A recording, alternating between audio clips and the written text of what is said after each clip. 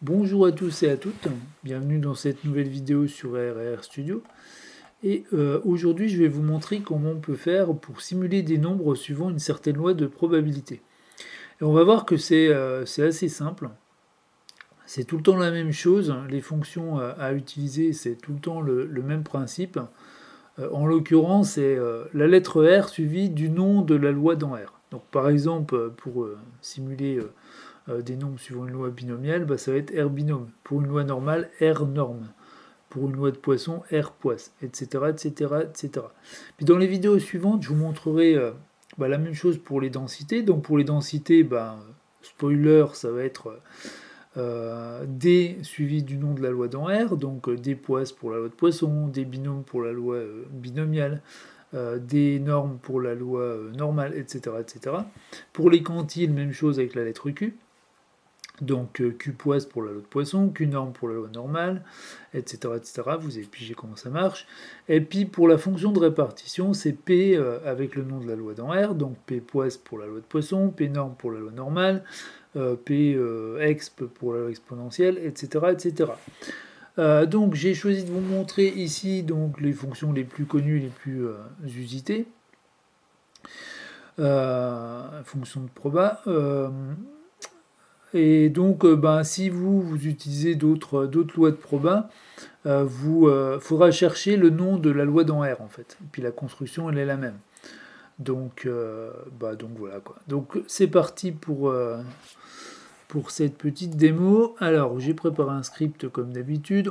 Je suis dans mon répertoire de travail, je vais le définir comme tel. Donc Morse as working directory. Voilà, c'est tout bon. Et on peut attaquer. Alors, je vais utiliser une fonction que j'ai déjà utilisée dans des vidéos précédentes, la fonction set.seed. Elle sert que, moi je m'en sers que pour faire des démos en fait. Set.seed, ça sert à fixer la graine du générateur aléatoire.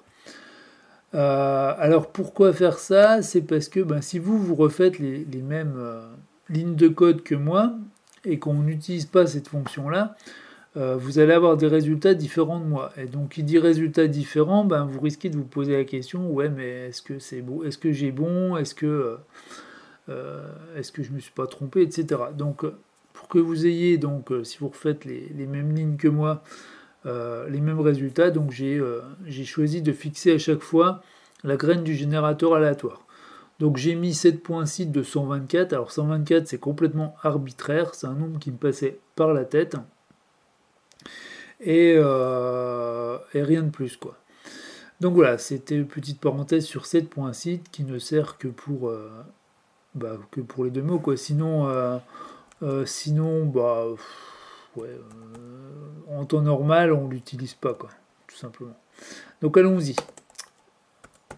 Donc là, on va faire déjà une première loi, donc la loi binomiale. Donc je veux 500 nombres qui suivent une loi binomiale de paramètres 5 et 0,3.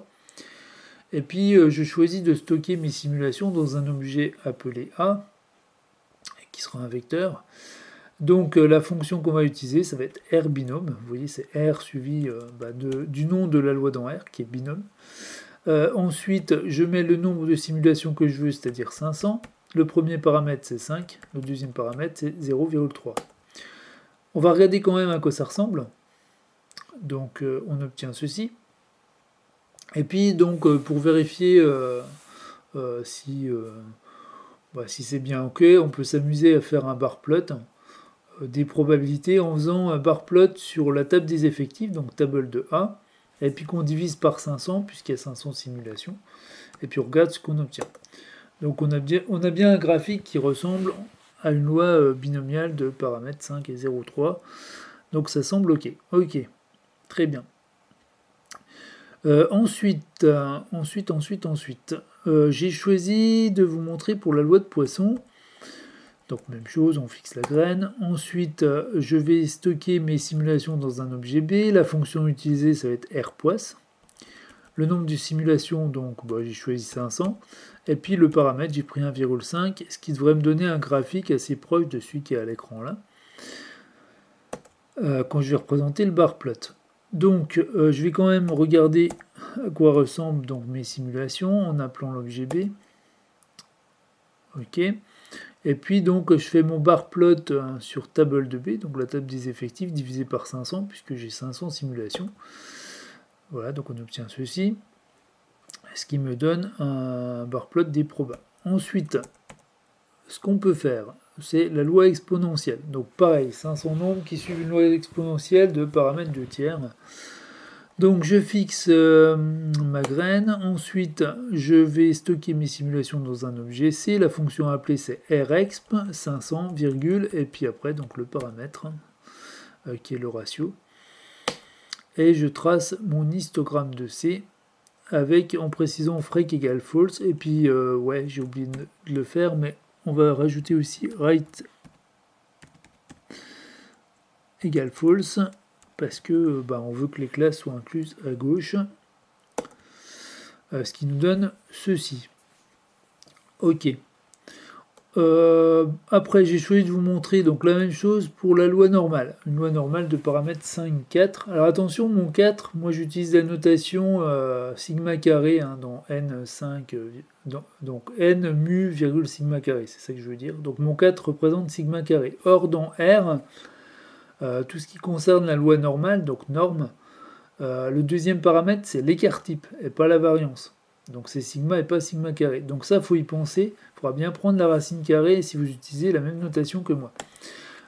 Donc du coup, pour une loi de paramètres moyenne 5 et variance 4, il faudra bien utiliser la fonction R norme, le nombre de simulations, donc 500, et puis 5 la moyenne. Ok, et puis 2 l'écart type.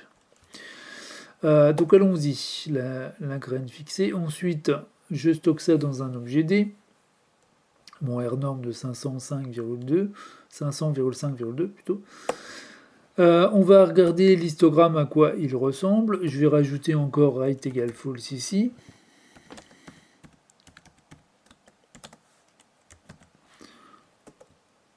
Voilà, donc on a une belle loi normale, pas de souci. Donc ça c'était pour la loi normale. J'ai choisi aussi de vous montrer donc la loi du qui 2. J'ai pris 3 degrés de liberté. C'est tout le temps la même chose. Donc on fixe la graine du générateur aléatoire. Ensuite je stocke ça dans un objet E. Donc j'ai pas été très original pour mes noms de variables, mes noms d'objets. Donc la fonction à appeler c'est rkisc. Et donc nombre de simulation 500. Et puis donc 3 degrés de liberté. Donc rkisc de 500,3. Je fais l'histogramme pour voir à quoi ça ressemble en précisant encore right égale false. J'ai oublié dans le premier, donc du coup j'ai oublié dans tous parce que j'ai fait des copies-coller. Voilà. Donc on obtient bien quelque chose qui ressemble à une loi de qui 2, c'est cool. Et puis la dernière loi, non l'avant-dernière, pardon, loi que je voulais vous présenter, c'est la loi de Student classique. Donc ça, son nom suivant une loi de Student à 5 degrés de liberté. Donc pareil, toujours le set point seed. Alors, on stocke ça dans F. La loi de Student dans R, c'est T. Donc pour simuler des nombres sur une loi de Student, ce sera RT. 500, le nombre de simulations, virgule, et puis 5, le nombre de degrés de liberté. Si vous voulez plus de nombres, si vous voulez en simuler 10 000, à la place de 500, vous mettez 10 000 évidemment. On trace donc l'histogramme de F, freq égale false, je vais rajouter encore right égale false.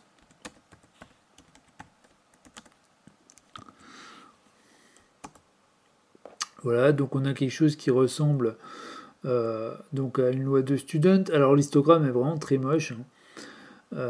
Vous pourrez vous amuser d'ailleurs à reprendre les lignes de code et puis à personnaliser les graphiques. Si vous avez suivi les vidéos précédentes, que vous commencez à être familiarisé pour personnaliser les graphiques, faire des graphiques un peu plus jolis, ça peut être un bon petit entraînement de reprendre ça et puis de vous amuser donc à faire des graphiques vachement top quoi, tout simplement. Puis vous pouvez aussi vous amuser à superposer sur les graphiques obtenus les fonctions de densité, voilà par exemple.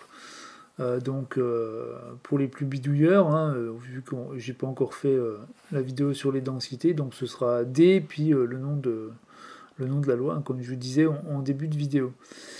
Ensuite, donc dernière loi que je voulais vous montrer. Donc à nouveau, il y en a d'autres.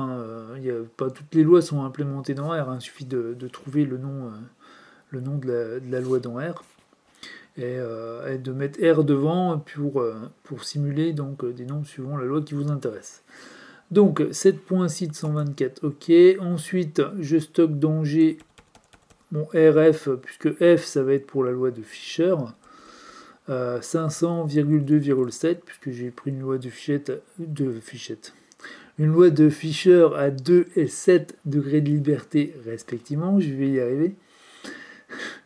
Donc voilà, donc je stocke ça dans G. Et puis je trace mon histogramme, j'oublie pas de rajouter right égale false pour inclure les bornes à gauche. Voilà, donc on obtient ceci. Donc vous voyez que là j'ai des classes d'amplitude 5, il faudrait les saucissonner de façon plus fine, parce que là c'est pas très lisible. Je vous laisse faire ça, personnaliser les classes, personnaliser vos graphiques, mettre des couleurs, personnaliser les axes, enfin voilà, ce serait un bon entraînement. Donc voilà pour ce qui concerne nos simulations de nombres suivant certaines lois, et j'espère que ça vous aura plu, que ça vous aura apporté quelque chose. Donc vous voyez, c'est tout le temps le même principe pour les fonctions. Le plus dur, c'est de connaître la loi, le nom de la loi dans R, quoi. Donc dans le logiciel R. Après, c'est bon, quoi. C'est tout le temps le même principe. Donc voilà. Et puis, c'est tout. Donc n'hésitez pas à poser des questions, à faire des remarques dans les commentaires, j'y répondrai bien volontiers. N'hésitez pas à vous abonner à la chaîne. Et puis tant que j'y suis, donc ma formation sur Deplir est enfin en vente en ligne. Je vous mettrai le lien dans la description. Ceux qui sont abonnés à ma mailing list sont déjà au courant. J'ai passé un mail hier et j'ai mis un lien vers le plan de la formation et la mind map de la formation. Donc voilà. Donc si vous êtes intéressé pour apprendre comment gérer efficacement et rapidement vos données, donc avec R, en utilisant donc le package Deplir qui est fait pour, cette formation est susceptible de vraiment vous intéresser parce que ce package, en fait, les fonctions de base de R sont vraiment lourdes pour gérer les données, et Deplir permet de gérer ça de façon super simplifiée, super intuitive, quoi, tout simplement. Donc potentiellement, si vous êtes intéressé, jetez un petit coup d'œil. Le plan de la formation, normalement vous avez accès au plan. Alors j'utilise une nouvelle plateforme, mais je crois que le plan de la formation doit être disponible sur la page d'accueil. Enfin voilà. Donc voilà, je vous mettrai le lien dans la description. Mon livre est toujours en vente, pour ceux que ça intéresse. Vous pouvez aller le feuilleter gratuitement sur Amazon pour vous faire une idée. Et puis tout. Et donc, voilà, je crois que j'ai fait le tour. Donc vous pouvez aussi vous abonner évidemment à la mailing list pour recevoir donc des trucs et astuces en plus. Et puis des infos concernant les formations, concernant des choses et d'autres. Voilà. Je vais vous laisser ici, donc portez-vous bien, entraînez-vous bien avec R, et puis donc à bientôt pour une prochaine vidéo.